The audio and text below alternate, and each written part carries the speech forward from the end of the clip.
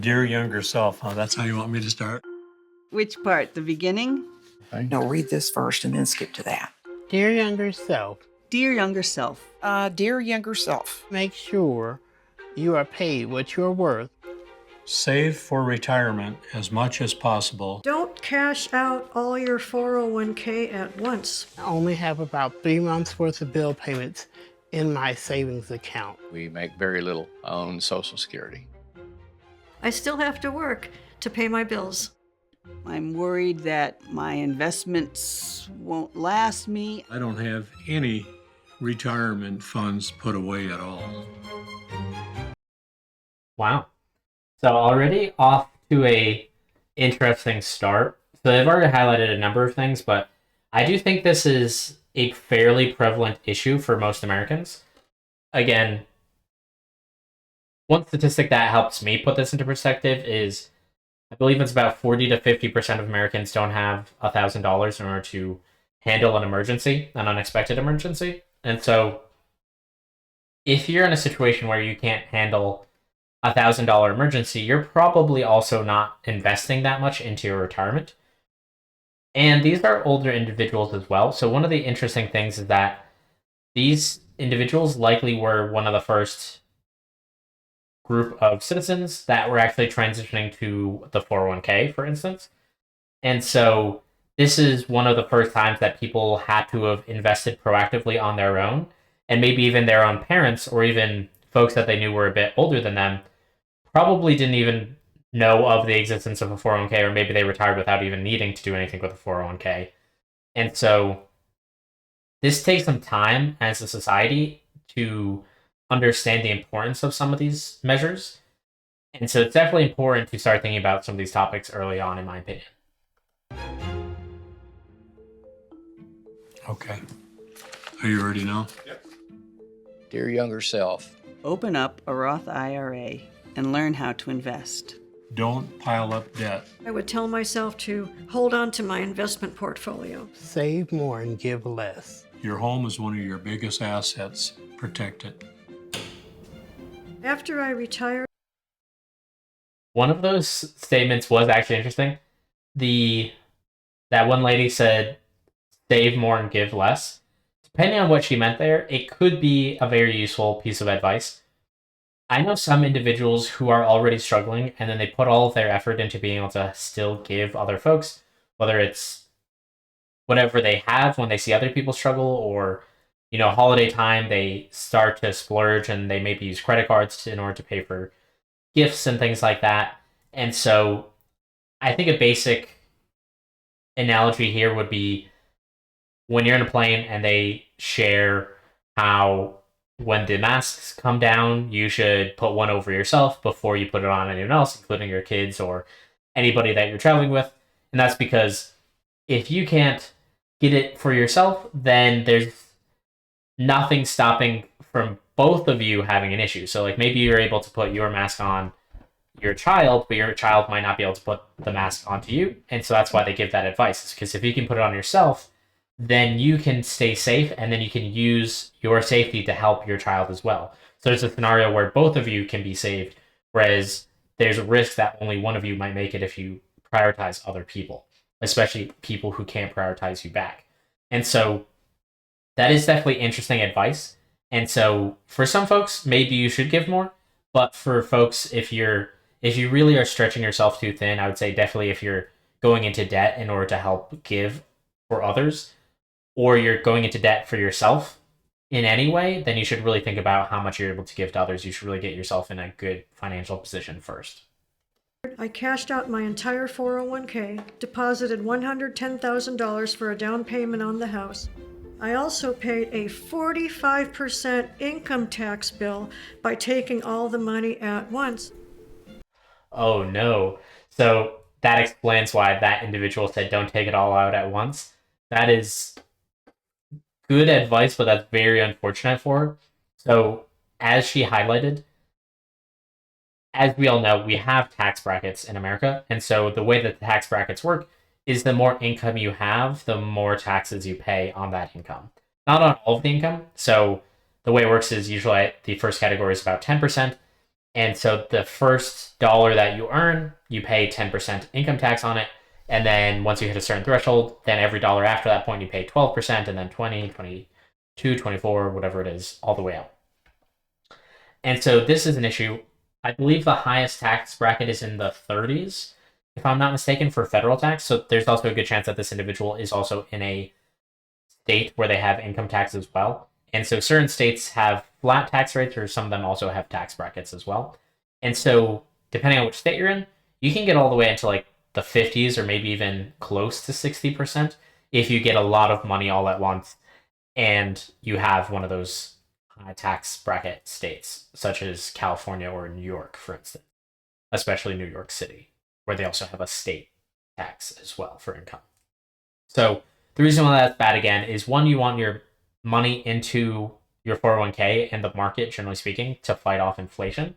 So that way it can keep growing with you. So that way, even if, let's say you had enough when you retired, if you pulled out all of your money, let's say in 2019 or 2020, inflation started to go crazy at that point. So then all of the money that you had in your bank account became 8% less valuable one year, and then 4% and whatever every year after that. And so your money loses value when it's sitting in cash. And that's one of the advantages of having a 401k and having that money in equity itself. And so for those two reasons, you definitely want to keep your money in your 401k and in the stock market as long as possible in retirement. So that way you can keep your money growing with inflation, and also so you avoid and minimize taxes as you start to pull it out. I opened a Roth IRA when I was 54 finally, and I put $6,000 in it and let it sit there because I didn't know that you were supposed to invest it. I think Oh no. So it also seems like they definitely did not pick like a random sampling of people. It does sound like they are using very unfortunate scenarios and individuals who have encountered those unfortunate scenarios to represent that. So what this individual is saying, if you haven't done this before, this can also happen in a variety of investment accounts. So when you first put cash in, sometimes they're put into something generally referred to as a settlement fund. And so this is where your money sits, and it's almost like a bank account with that broker. And so the cash sits there just in cash, and then it's ready to then be moved into equities, and so, or other investment vehicles at that point. And so a mistake that some individuals make is that they move it into the account and they just assume, oh, I moved my money into 401k, so it's good. That's what it's supposed to do. Or I moved it into my IRA and it's all set. But the issue is that you actually need to make another step, which is you don't just need to put your money into that account. You need to make sure that that money gets transferred into equities or some type of investment vehicle on its own. if I were to just leave my money alone, not move it around, then it would be worth a lot more today. A financial advisor explained to me that I had to invest it, and I did. And now it's over $41,000. I would definitely advise younger people to put a maximum amount in their 401k or IRA match because that money grows over time. Just imagine if I had knew how to do that, and when I was 25 instead of 55, it would be quite a bit more. It's way better if you plan something way ahead of time than wait till the end like we have. Up we go. There you go. There you go. There you go. This is So that was good advice. One of the key things that happens is compound interest works with you. And so one key phrase that comes up a lot in this topic is time in the market is better than timing the market. And so this is where just having your money in stocks or equities will generally grow, and it will do the right thing over time, even if you don't perfectly buy the dip or the low point. Even if you buy it at a high for your particular year, if you do it when you're in your 20s, it's still going to be so much bigger when you're in your 30s or 40s or 50s and beyond that it doesn't really matter. Those little mistakes in the grand scheme of things won't add up to too much in the end, because compound interest is going to keep working for you and improving your cash overall. One of the things that individual stated earlier was to try to invest as much as you possibly can into the retirement account. Totally agree. This is something that folks don't think about as much. And I would even say for myself, I didn't max out my 401k right out of school or right in my first job. And so it is something you have to decide to prioritize against what you currently have. But taking advantage of tax advantaged accounts, so 401k, IRA, HSA, pretty much anything with an acronym, that's going to be a tax advantaged account because those usually come from clauses or laws that were put into place by the government in order to help people like you or I to be able to retire. And so those usually have stipulations where maybe it can grow without paying taxes now and you can pay them later on when generally you would have less income. And so usually those will grow faster and faster or be more beneficial to you in retirement than just the standard brokerage account. And so that is good advice, but also keep in mind you should be balancing a particular percentage. And so some ways you can do this is you can start very low when you're very young and maybe put in 1% of your income your first year out of school, and then every year add a percent until you max it out is an easier way of doing this instead of trying to do it all at once. But generally speaking, the earlier you put money in, the better. Just be mindful of how it works with the rest of your finances, but do be saving. I think general recommendations about 10 to 15%. Some folks go all the way up to 20 or 25, depending on your age and circumstances. And there's also prolific investors or savers who sometimes even go up to like 50 or 60 or 70 or even 80% savings. You don't necessarily need to go all the way there, but I think general recommendations are around the 15 to 25% mark for most individuals. Where he likes to sit. We didn't realize that Social Security would be so little. Most of my debt has accumulated with things beyond my control. It's not like we go to Vegas and have a great time and run our credit card up, but we've always needed them as well when we fell on hard times. I missed one payment on the credit card, and it just ballooned. Within 6 months, Yeah, credit cards, those can be very rough. You might be dealing with this yourself, and credit cards are the worst. Well, they might be the second worst. Probably first worst is likely payday loans, and then number 2 is credit card. But that's tough competition either way if you have to use either of those. So most credit cards, I think, average about 25 to 30% interest rates, and so that's crazy. The standard market usually grows about 10-ish%. So that means the fastest way most people can standardly grow their wealth is by about 10-11% a year. If you're paying 30+%, that's effectively price gouging for various individuals, and that's exactly what credit cards do. They expect you to get probably small-ish amounts of money in credit, fall behind, and then you keep paying very large relative amounts to pay it off in order to just keep the principal the same. And so if you're running into this situation, you should really think about avoiding credit cards or cutting that credit card up. It can be helpful in some situations, but an alternative you could do is being more mindful about using your debit card. Some people are more financially responsible with cash. And you could also consider there are some, I'm not sure exactly the term for them, but there's basically like training credit cards where this is standardly used for individuals who don't have any credit or bad credit and they're looking to build credit, is that they effectively get a debit card that acts as a credit card where you put in a deposit, let's say $1,000, and then your balance for your credit card can go up to $1,000 because you're using your own money, and then you pay it off every month to refill your balance. And so it's sort of like an in-between a debit card and a credit card. And so that might be something that's easier for you because then you don't actually have to pay anyone. If you go over the limit like a debit card, you just wouldn't be able to use the card anymore. So there's a variety of options if you don't want to use a standard debit card, or you could just use cash, but definitely avoid credit cards as much as possible, especially carrying credit card debt. If you have a credit card and you're diligent and you know how to budget and you pay it off every month, that's going to be okay, but really, really avoid having to pay 20 plus, 30 plus % interest. That's really just going to take the wind out of your sails. completely doubled. The Federal Housing Administration gave us a loan. The interest rate back then was 13 3/4, and it just grew so fast. Eventually, our loan was so big we couldn't manage it, and we ended up moving off of the farm. Now we've had to go into thousands of dollars of credit card debt to pay our bills. We don't have a savings account anymore, and our credit scores are tanked. Yeah. Okay. Will it go off if I put it on airplane mode? Will it ding ding? I have learned that in matters of finance, you have to make decisions without being overly emotional. I don't even drive by my old farm. It's really a very negative part of my life when I see what we could have had.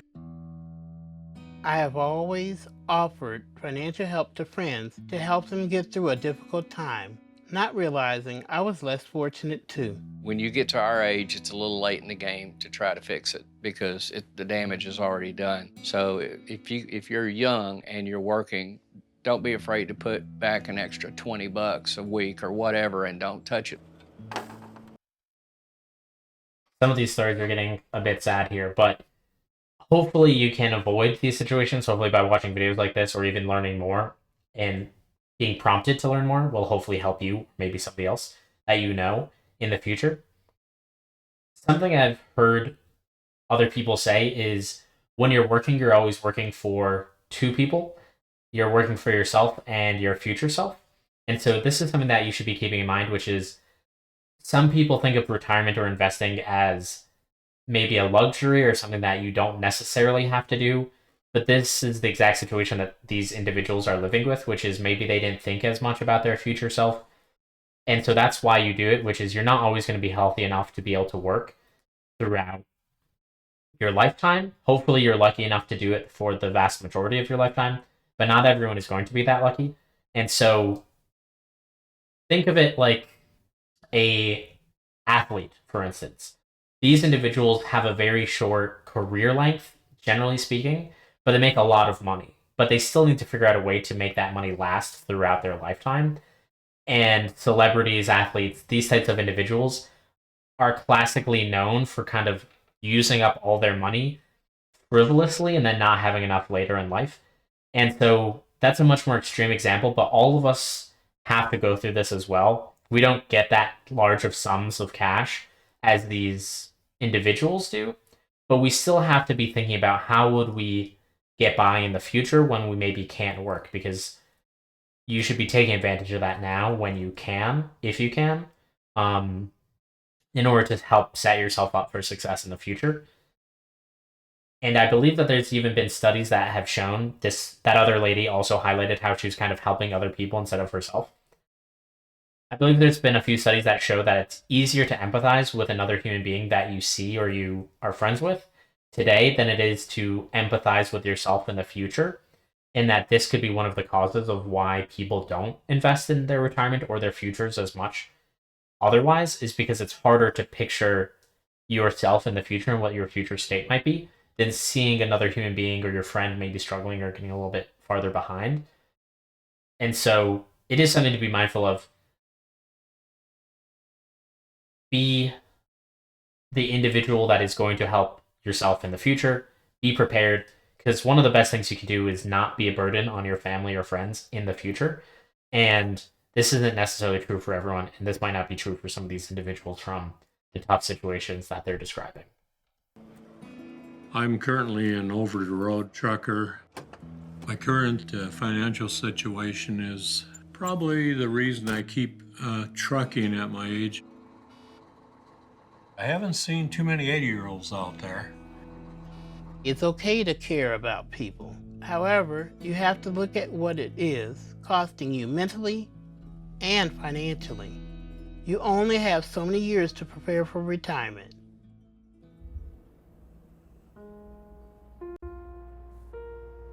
Dear younger self, Prioritize your health to avoid financial and physical hardships. Be prepared for unexpected expenses. Things change, circumstances change. I didn't plan on pancreatic. The health one is actually a very good call out. I think this is something that, as I've seen and looked into researching being prepared for retirement, one of the best pieces of advice that a lot of people give and that they share is try to come up with a healthy lifestyle such that hopefully you can have more years with your loved ones and your friends and family, as well as increasing the quality of life that you have even in those younger years. And so you can extend the good years by having a healthy habit, as well as reducing those expenses. So actually being healthy will make you generally happier, live longer, enjoy your life more, and be less costly. So it's like a win-win-win-win-win. So it is something that I know I don't always do. It's hectic to keep on top of everything, go to work, trying to have a balanced diet, do all those things. I'm sure other folks struggle with this as well, taking care of family members, whatever it is. It can be hard to prioritize yourself in every way. And so even for myself, this is something that I struggle with. Some aspects of my life I'm really good at, and I'm diligent in making sure I get all of those things done. In some areas I'm not as good at. And so that's true for all of us, but this does seem to be a piece of advice that does come up from a lot of retirees that I've heard about in the past and discussed this topic with. Pancreatic cancer at the age of 62. But even with good insurance, chemo, surgery, radiation, and a second round of treatment when the cancer came back caused me to meet my annual $2,500 out-of-pocket maximum for the past 3 years. My wife had her heart issue. Her income changed immediately.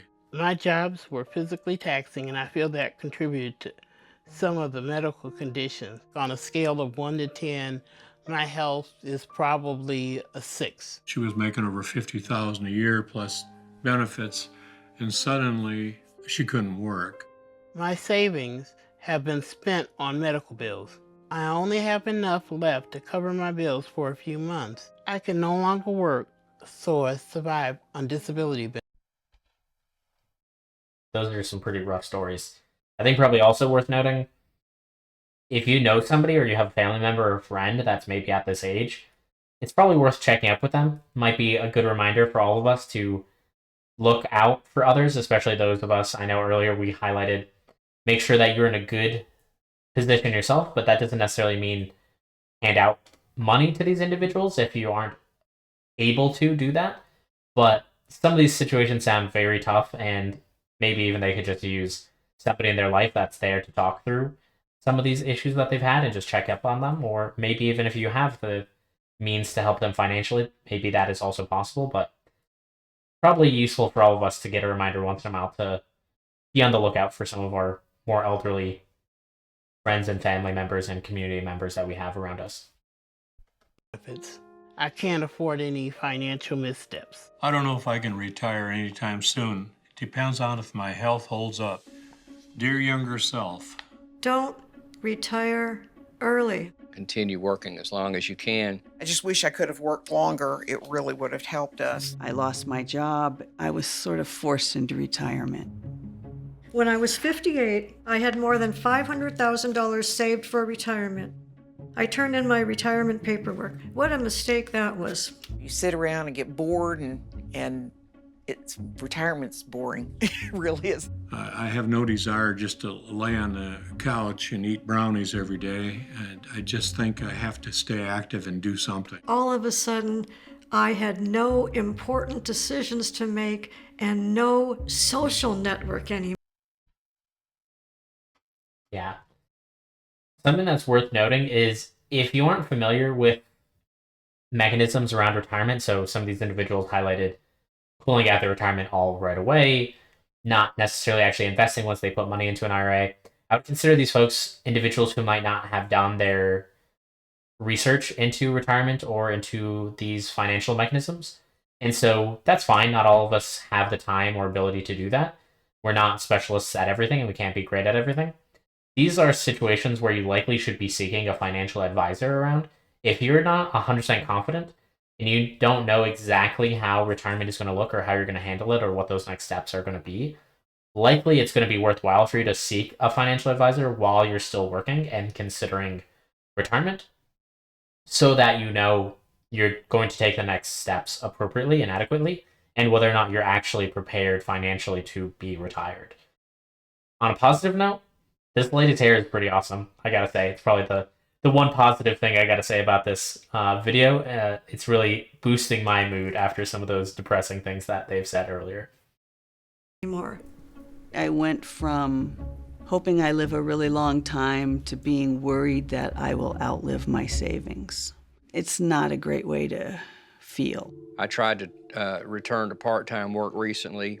No one's hiring, or if they are, they're not looking for people my age. It's challenging to get a job when you're in your 60s. I don't know if it's my age, but I rarely ever hear back from anybody. I tried my best to look as young as possible. I don't feel very marketable at this point. Honestly, I think they really don't want an old guy who's going to have to take a day off to go to the doctor. I had a college degree and great office skills, but employers wanted a cute 20-something at the front desk.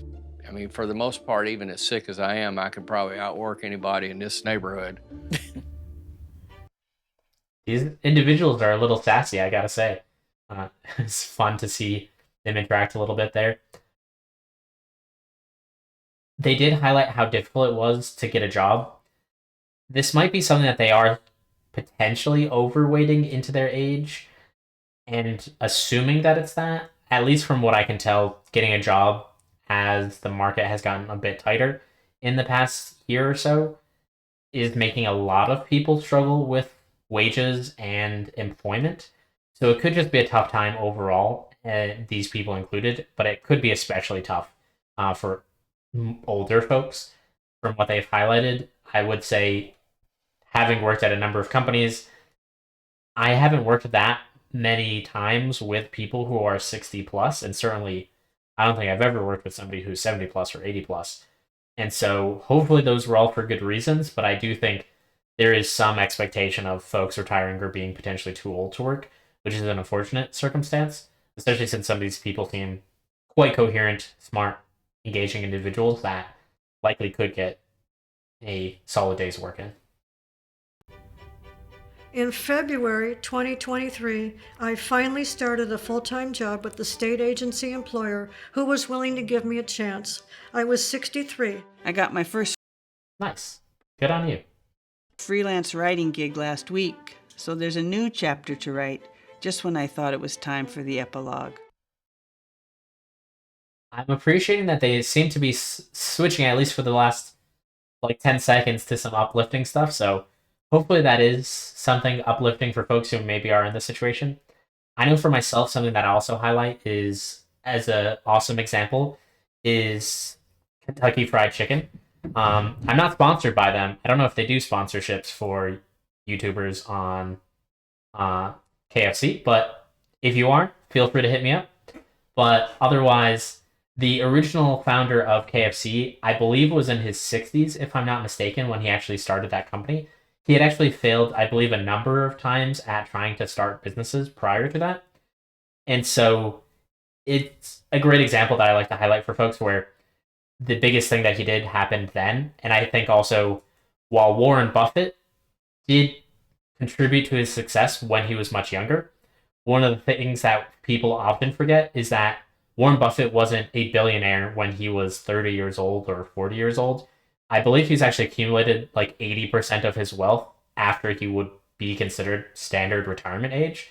And so he's one of the wealthiest people in the world right now, but he wasn't when he was kind of in his working years for that time. And so there's a number of success stories. Obviously, these people are probably rare or maybe even more of the exception to the rule. But just because you're older doesn't mean it's over with. You can still do a lot of fantastic work and change and impact if you desire and you're willing to put in the work and you are in a condition to be able to do that. I'm also doing polymer clay sculptures. When I get stressed out, that's what I do. If I sell it, I feel even better. You're good at I'm it. good. Well, thank you. I'm good at it, I guess. That's a sweet moment between husband and wife there. I'm working on becoming a content creator. I want to give opinions on various things in society, also traveling. Nice. You should do it. I know I'm a recent content creator myself, and so while I don't know who this individual is in reality, if you ever see this, I encourage you should do it. I would encourage other people to try it out. With that said, I actually have a video on this topic of content creators don't make that much money. And so I wouldn't encourage folks to do it if they're looking to make it big in content creation. Maybe one of you will. But if you're just interested in reaching out, I've found it to be a fantastic hobby of mine where I get to engage with individuals, and hopefully videos like this are helpful to some of you who are watching it right now.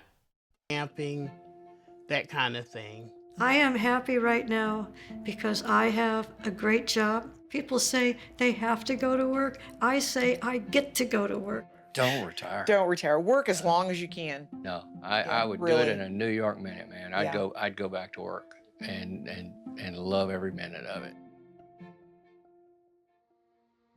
So you say, dear younger self, pursue a career you're passionate about. Dear younger self, don't wait to embrace change. Dear younger self, pursue a career that you're passionate about. Find a passion, even if it's just a hobby.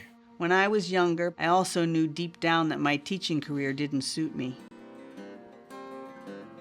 I was a self-taught musician. In my early career, I was playing clubs, bringing home $150 to $200 a week, and that was back in the early to mid-'70s. I started playing guitar when I was about 11 years old. Instead of jumping ship then, I dug in and pursued a higher degree in the same field, thinking the promotion would make up for the lack of personal satisfaction. I moved away from music and got into jobs that offered a regular paycheck. When I became a librarian, I did take a pay cut from my teaching career, but it was well worth it to me because I loved going to work so much every day. My biggest regret is not having followed through with my music. I still love it. I just can't do it as well as I used to, but I still love it. That part will never die. When you're playing and singing, and it just makes you feel good in general. And my wife likes to hear me sing, and I guess that's the reason I do it. Walk through this world with me. The one thing I think both Steve and I did right was we made sure that we took care of our parents. One thing I know I did right was staying connected with people. My financial choices allowed me to raise and support my children while teaching them to be independent and socially responsible. Unexpected changes make living in the moment a good skill to have, and I'm always ready to shift gears when needed. I live on my farmland. I am fortunate to own the land and live mortgage-free. I take it one day at a time. I'm thankful I made it through the day and get up the next day and do it again. My greatest accomplishment is having 3 beautiful daughters who are educated, caring, and productive members of society. That is worth more than all the money in the world.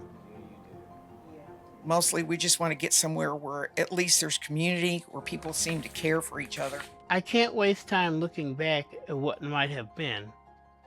My choices, good or bad, are my responsibility. Somewhere along the way, I learned to approach life with curiosity instead of despair, and that's when everything became adventure instead of trepidation. That's when life got really good. I hope you start earlier than I did. But first, open up that Roth IRA. Love, your much older self, Nancy Seeger. I love your voice. Oh, thanks. All that reading to kids. Yeah. No. Okay. Might have Thank you for watching. If you've enjoyed what you've seen, please hit like or subscribe. I'll see you around.